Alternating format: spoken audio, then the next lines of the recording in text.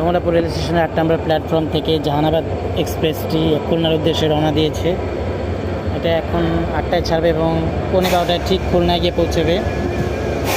যেখানে আগে অনেক সময় লাগছে সেখানে এখন মাত্র 3.5 ঘন্টায় চলে যায়।